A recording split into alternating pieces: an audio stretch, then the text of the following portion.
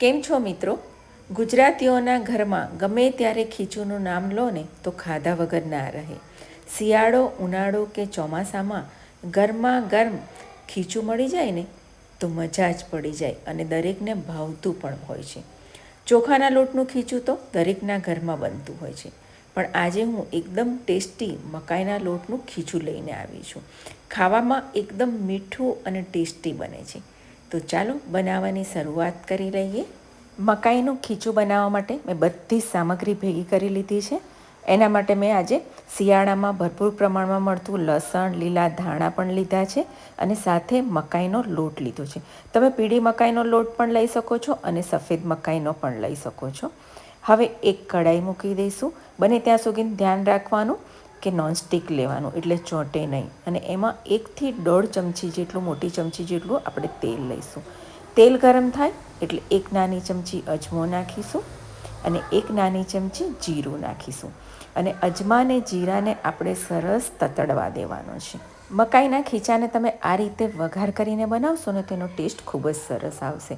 હવે એમાં આપણે અડધી નાની ચમચી હિંગ નાખીશું અને મેં 1 લાલ મરચાંના ટુકડા કરી લીધા છે એ નાખીશું અને 5 થી 6 મીઠા લીમડાના પાન નાખીશું.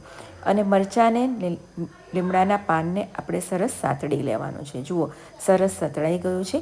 હવે મેં એક મીડિયમ સાઇઝની ડુંગળીને ઝીણી ચોપ કરી લીધી છે એ નાખીશું અને ડુંગળી ગુલાબી થાય ત્યાં સુધી આપણે સાતડી લેવાનું છે.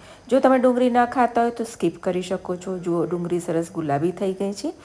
હવે 1 મોટી ચમચી તીખા લીલા મરચાંની અને આદુની પેસ્ટ નાખીશું. તીખાશ તમે તમારા ટેસ્ટ મુજબ લઈ શકો છો. એને પણ સાતડી લઈશું. 1 મિનિટ પછી 5 ચમચી હળદર નાખીશું અને એને પણ સરસ મિક્સ કરી લઈશું. જુઓ, આપણા મસાલા સરસ મિક્સ થઈ ગયા છે.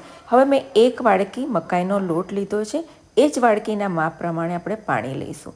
1 ફૂલ વાડકી ભરીને પાણી લઈશું અને ત્યારબાદ આપણે અડધી વાડકી પાણી બીજું લઈશું અને એને આપણે સરસ મિક્સ કરી લઈશું. પાણીને સરસ મિક્સ કર્યા બાદ એમાં સ્વાદ પ્રમાણે મીઠું નાખીશું અને અડધી નાની ચમચી લાલ મરચું નાખીશું. એનાથી કલર ખૂબ જ સરસ આવશે.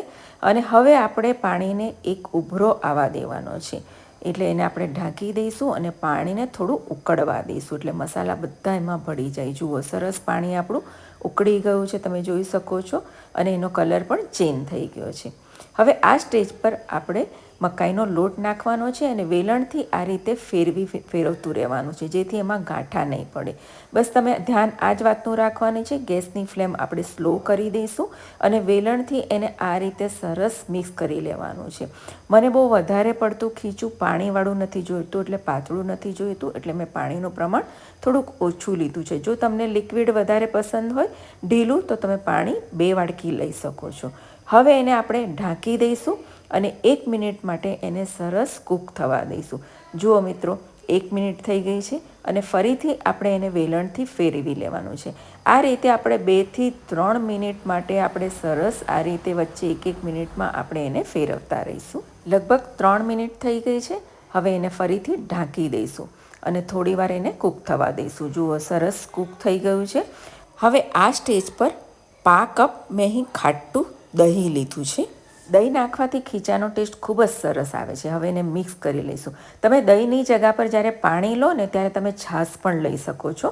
તમે પાણીની જગ્યા પર છાશનો પણ ઉપયોગ કરી શકો છો. દહીંને આપણે સરસ મિક્સ કરી લેવાનું છે અને ફરીથી એને ઢાંકીને આપણે 2 થી 3 મિનિટ માટે કૂક કરી લેવાનું છે અને વચ્ચે વચ્ચે આપણે આ રીતે એને ફેરવતા જઈશું. તમે જોઈ શકો છો, જુઓ, લોટ એકદમ સરસ લીસો થઈ ગયો છે અને ચડી પણ ગયો છે. જોતાં જ તમને ખબર પડી જાય છે.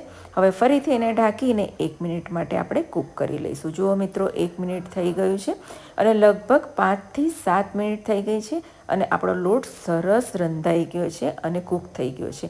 હવે આ સ્ટેજ પર 2 મોટી ચમચી ઝીણું સમારેલું લસણ નાખીશું, લીલું લસણ. એની ફ્લેવર ખૂબ જ સરસ લાગે છે. અને 2 મોટી ચમચી ધાણા પણ સમારેલા નાખીશું અને એને મિક્સ કરી લઈશું. મિક્સ કરીને આ સ્ટેજ પર આપણે ગેસની ફ્લેમ બંધ કરી દઈશું. આપણું મકાઈનું ખીચું બનીને તૈયાર છે. તમે જોઈ શકો છો, એકદમ સરસ જાડું બન્યું છે. મેં લિક્વિડી નથી રાખ્યું, ઘાટું રાખ્યું છે.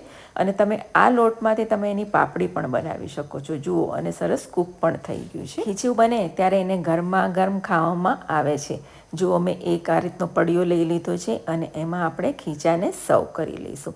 જુઓ એકદમ જોતાં જ ખાવાનું મન થઈ જાય અને લસણની ફ્લેવરવાળું. તમે લસણ ન ખાતા હોય તો સ્કીપ કરી શકો છો. અને હવે ઉપરથી આપણે તેલ નાખીશું. સિંગ તેલથી જ આ ખીચું મજા આવશે, એટલે સિંગ તેલ લેજો અને અથાણાનો મસાલો ભભરાવીશું.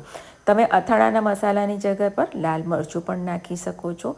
તો તૈયાર છે આપણું એકદમ ટેસ્ટી શિયાળામાં ગરમા ગરમ ખાવાની મજા પડે એવું મકાઈનું ખીચું. છે ને, જોઈને જ મોઢામાં પાણી આવી જાય એવું બન્યું છે ને. મહેમાનો આવવાના હોય અથવા સાંજમાં આપણને નાની નાની ભૂખ લાગતી હોય અથવા આપણી કિટ્ટી પાર્ટીમાં પણ, લેડીઝની કિટ્ટી પાર્ટીમાં પણ આ સ્ટાર્ટર તરીકે ખૂબ જ સરસ લાગે છે. જુઓ હું તમને ટેસ્ટ કરીને બતાવું છું. એકદમ ટેસ્ટી બન્યું છે અને ખાવામાં એકદમ મીઠું પણ લાગે છે. તો મિત્રો, તમને મારી રેસીપી પસંદ પડી હોય તો ચોક્કસથી ટ્રાય કરજો. મારી ચેનલને સબસ્ક્રાઈબ કરજો, લાઈક કરજો, કોમેન્ટ કરજો. ફરીથી મળીશું આવી જ નવી રેસીપી સાથે. તમારું ધ્યાન રાખજો. આવજો.